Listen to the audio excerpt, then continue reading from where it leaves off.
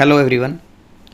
जैसे कि आपको पता है, कोरोना के चलते हुए स्कूलों में रेगुलर क्लासेस नहीं लग रही हैं, जिस वजह से सीबीएसई ने 2020-21 सेशन के लिए सिलेबस में 25 से 30% तक रिडक्शन कर दी है। और रिडक्शन 10th व +2 के सिलेबस में इस प्रकार है। तो सबसे पहले हम बात कर लेते हैं 10th क्लास। तो 10th क्लास की साइंस में क्या रिडक्शन हुआ उसको देख लेते हैं हम सबसे पहले।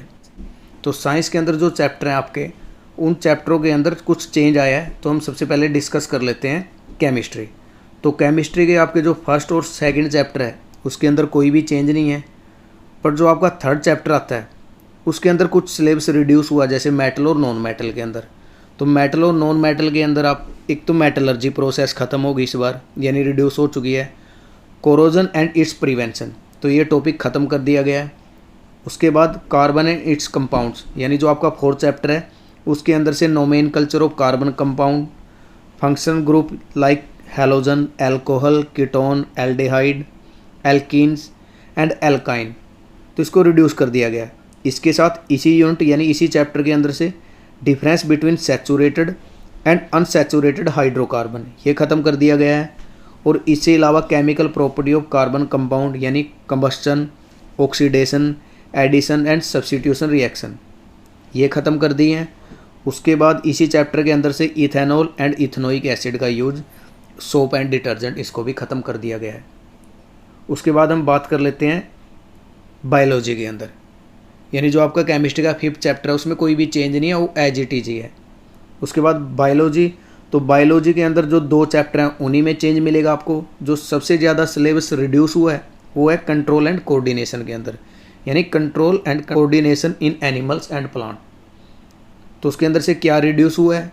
Trophic movement in plants, introduction of plant hormones, control and coordination in animals, nervous system, reflex action, chemical coordination of animal and hormones.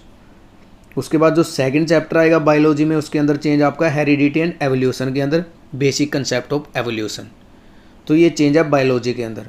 उसके बाद हम बात कर लेते हैं फिजिक्स के अंदर। तो सबसे पहले आ जाता है the human I and the colourful world. इसके अंदर कुछ चेंज है, जैसे क्या चेंज आया या क्या रिड्यूस कर दिया गया? Functioning of lens human I, defect of vision and application of spherical mirror and lens, तो ये ख़त्म कर दी गई हैं। उसके बाद नेक्स्ट आ जाता है फिजिक्स के अंदर इफेक्ट ऑफ करंट चैप्टर के अंदर से। तो इसके अंदर से क्या रिड्यूस किया है? इलेक्ट्रिक जनरेटर, डायरेक्ट करंट यानी AC DC current, frequency, advantage of AC और डीसी, और डोमेस्टिक इलेक्ट्रिक सर्किट, तो ये ख़त्म कर दिए गए हैं। उसके बाद नेक्स्ट आपका जो लास्ट चैप्टर बचता है फिजिक्स के अंदर, सोर्स ऑफ एनर्जी। तो इसके अंदर से क्या रिड्यूस किया आपका? देखो, different form of energy, conventional and non conventional source of energy, fossil fuel, solar energy, biogas, wind, water and tidal energy, nuclear energy, ये टॉपिक इसके अंदर से ख़त्म कर दिए गए हैं। तो ये था आपका 10th क्लास साइंस। तो अब बात कर लेते हैं हम +2 क्लास के ऊपर।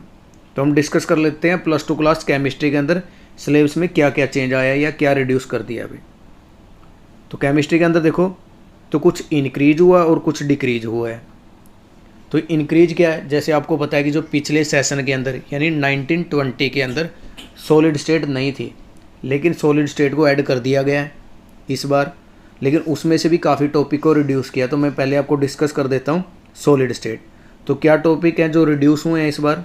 Electrical and magnetic properties, band theory, conductor, semiconductor, insulator and N and P type semiconductor.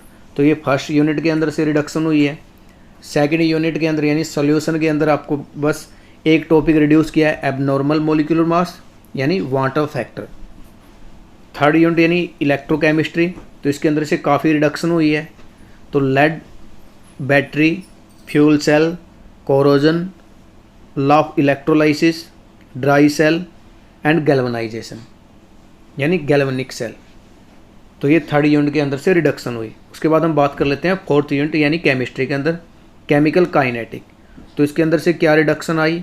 Concept of collision theory, activation energy and last Arrhenius equation. तो ये 3 टॉपिक इस यूनिट के अंदर से ख़त्म कर दिए गए। 5th यूनिट में बात कर लेते हैं हम सरफेस केमिस्ट्री। तो सरफेस केमिस्ट्री के अंदर से क्या रिड्यूस्ड किया गया, इमल्जन, यानी काफ़ी लंबा टॉपिक था, type of emulsion, catalysis, homogeneous and heterogeneous, activity and selectivity of solid catalyst, and last इसमें से जो रिड्यूस किया हुआ है एंजाइम कैटालिस्ट। और जो 6th यूनिट है यानी वो कम्प्लीटली रिड्यूस कर दी गई है। उसके बाद 7th यूनिट के अंदर कुछ ऐड भी किया, जैसे 15 ग्रुप है तो 15 ग्रुप इस बार ऐड कर दिया गया नाइट्रोजन फैमिली, जो लास्ट टाइम नहीं थी। तो नाइट्रोजन फैमिली एक तो ऐड किया इसके अंदर, लेकिन रिड्यूस क्या हुआ देखो, preparation and property of phosphine, sulphuric acid, industrial process of manufacturing of oxide of nitrogen, phosphorus, allotrope home, compound of phosphorus, preparation and property of halide and oxo acid. तो 7th unit के अंदर से ये ख़त्म कर दिया गया है। अब बात कर लेते हैं हम 8th यूनिट यानी D and F block element. तो डी एंड एफ ब्लॉक के अंदर क्या रिड्यूस हुआ देखो एक बार, chemical reactivity of lanthanide and actinoid, electronic configuration actinoid की ख़त्म कर दी है इस बार। तो आपको केवल लैंथेनॉइड की इलेक्ट्रॉनिक कॉन्फ़िगरेशन स्टडी करनी पड़ेगी डी और एफ ब्लॉक के अंदर केवल।